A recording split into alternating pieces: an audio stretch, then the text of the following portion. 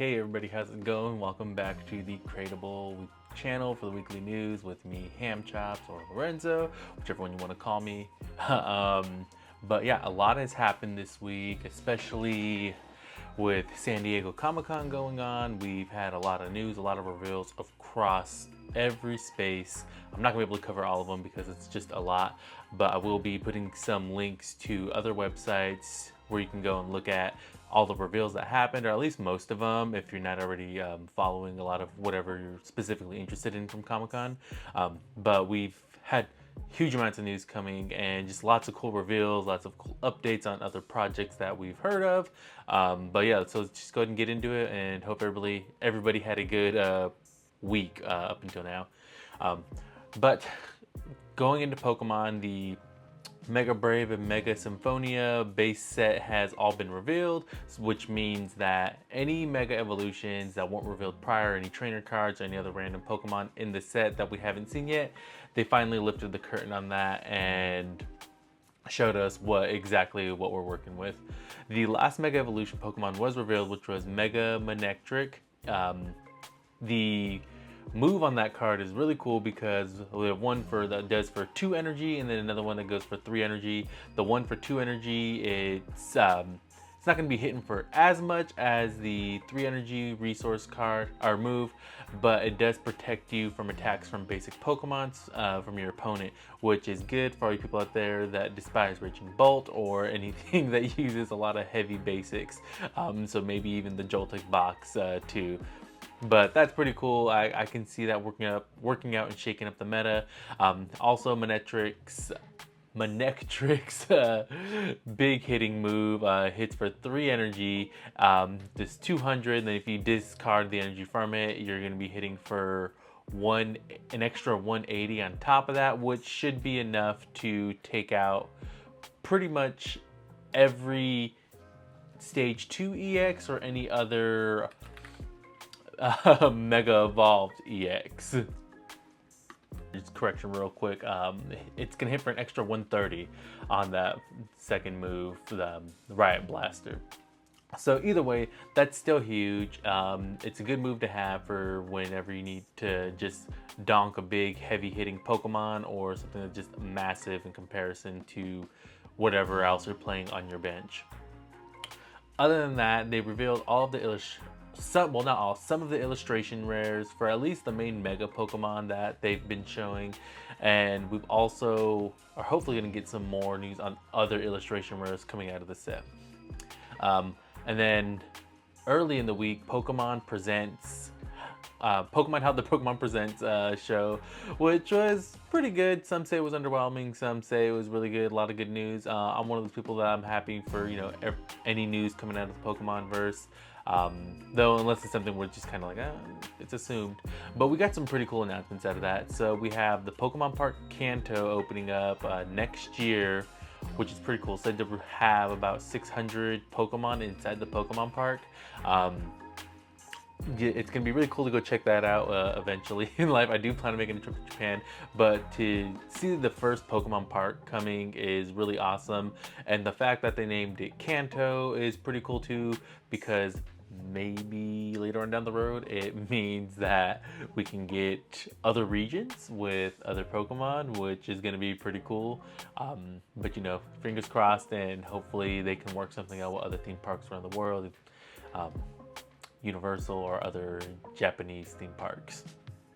We also got Pokemon Concierge Season 2 confirmed, and then a new show called The Misdadventures of Sirfetch'd and Pichu that also having like a stop motion claymation type look to it too. So that's gonna be really cool to see, and hopefully it's just as entertaining as Pokemon Concierge.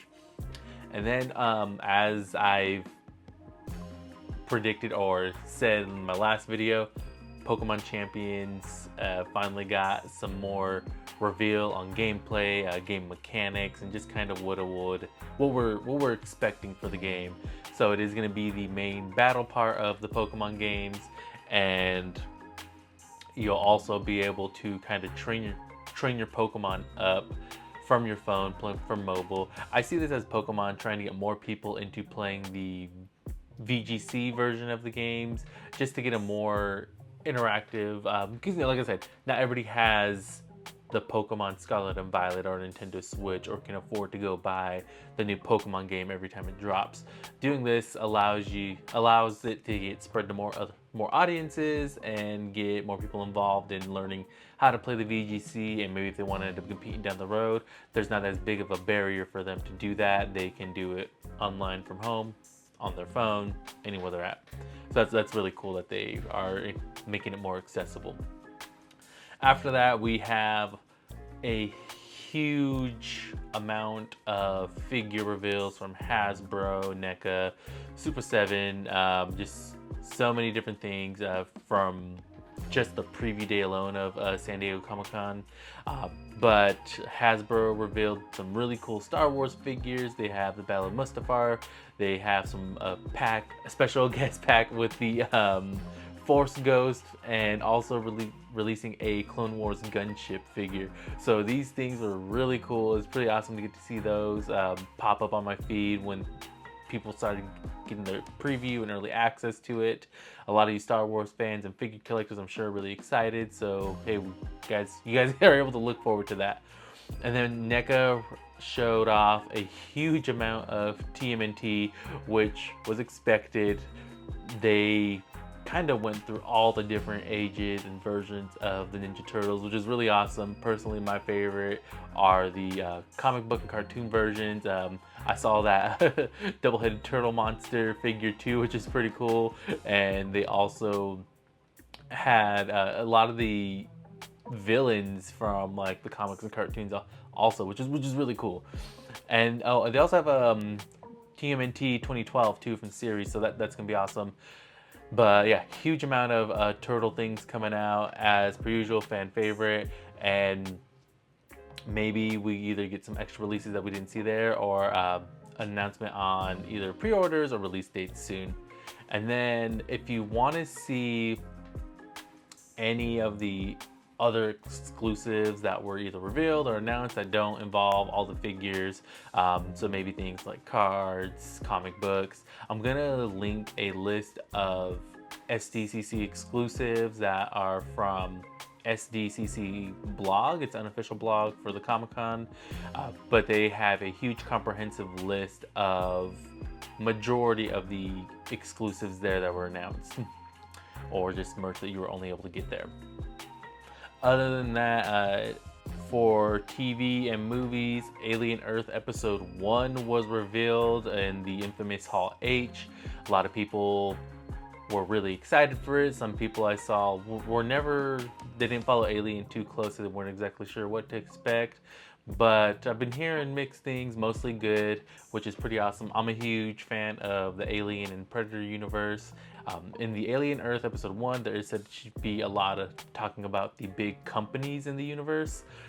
And then we've got an announcement for Coyote versus ACME. I believe they showed some footage. Let me check. No footage, but they got an August release date for next year, which is cool. Especially getting a release date so soon after the rights were bought out.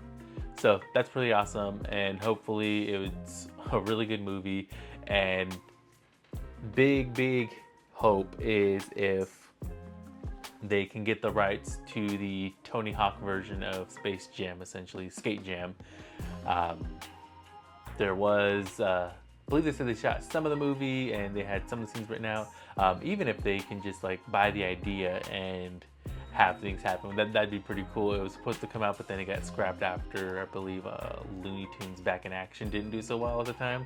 So yeah, something that we could have had. But hopefully, like I said, Coyote versus ACME breeds some new excitement into the series, and we can get more of those obscure movies that got canceled that had film actually done, some of the filming done. And then Peacemaker Season 2 revealed their trailer, which is pretty cool. I saw some videos of John Cena walking around the con in his Peacemaker costume. So that's pretty awesome that we're getting that. The first season was pretty good, and it's cool to see John Cena really owning the role and making sure that the fans are getting what they want. So that's pretty cool to see someone that's really into the role and enjoys it. But I'll also be linking that in the bio to the DC channel, so you can go and watch that too. So a lot of cool things to be excited for. We also got, I believe there was another trailer for Predator Badlands that was released. So look at that, lots of things that I can't cover here. Over in video games, some decent announcements. Grounded 2 releases later this week on the 29th of July.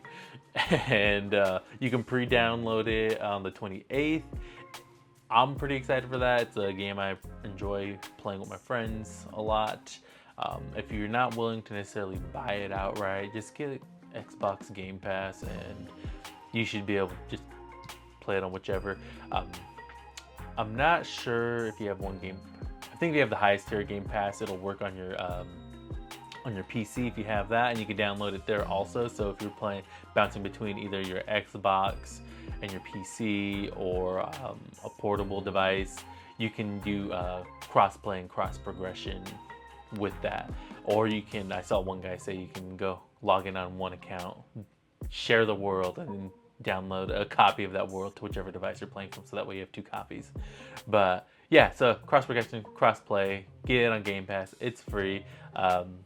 Just think of it as, hey, you pay the subscription for Game Pass and then you get all these extra games too once you get bored of Grounded. Battlefield 6 released an official trailer. Not really anything going over campaign or multiplayer, but just an announcement trailer, just saying, hey, here's the state of where we're at in the game. Here's what the situation is. It gave us the story, no antagonist yet, no protagonist yet either, but it's letting us know things aren't going well for Brooklyn. It did say though that there will be a multiplayer trailer later on this week also, I believe the 31st. Let me just double check that. Yeah, so July 31st is when we'll get the multiplayer reveal, which high hopes from everybody in the community, mainly because 2042 didn't really go over too well with everybody. A lot of bugs, a lot of features. Me personally, I've been playing Battlefield for very long. Not 1940. I started playing after 1942, so bad company. But 2042 was such a huge letdown in my opinion, just because you took away the destructible environment, which is something that's pretty huge in the series if you haven't played it. If you have, then you already know. Taking away the destructive environment, or even the levolution that they had in 4 and 3. But taking those things away was huge. It really does change the game a lot. Because you just run your car through walls and just bust in like the Kool-Aid to take points. But yeah, taking that away really just took some of the fun out of the game. Yeah, you got a glider, which was cool, but yeah, lots of high expectations for this multiplayer trailer. And then Splitgate 2 has went back into beta. I don't know if anybody watching has played Splitgate 2. Splitgate 1 was pretty fun. I hopped into Splitgate 2 when it was announced. It was okay, got bored of it after about a week and a half, 2 weeks or so. Biggest gripe with it, honestly, was progression. Not that it was slow, it's just that, one, you put the SMG at the very end of the progression for each class, which isn't a problem until you find out the SMGs were pretty OP. And if you're someone that doesn't have enough time to really be playing like that, you're just gonna be getting steamrolled by other people that are further than you and have unlocked those SMGs. Plus, it's kind of boring to have to stick to one class the entire thing just to get to the end. So I mean, there's some things they can change up. Maybe that was my biggest thing. That, and I found maneuvering around some of the maps was just kind of a pain, mainly because there wasn't enough portals, so not enough angles for you to really utilize the portals in the game, or at least the spaces where it allowed you to use them.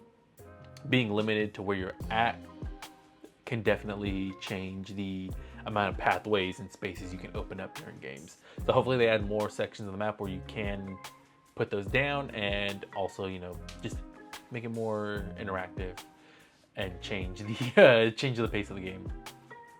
Yep. Well, that's it. Other than that, drop your comments, like, comment, subscribe. If you made it this far, thank you for watching, and yeah, have a good day. Talk to y'all later, and have fun playing any of the games or looking at the list of SDCC exclusives that we may not get. Have a good one, guys.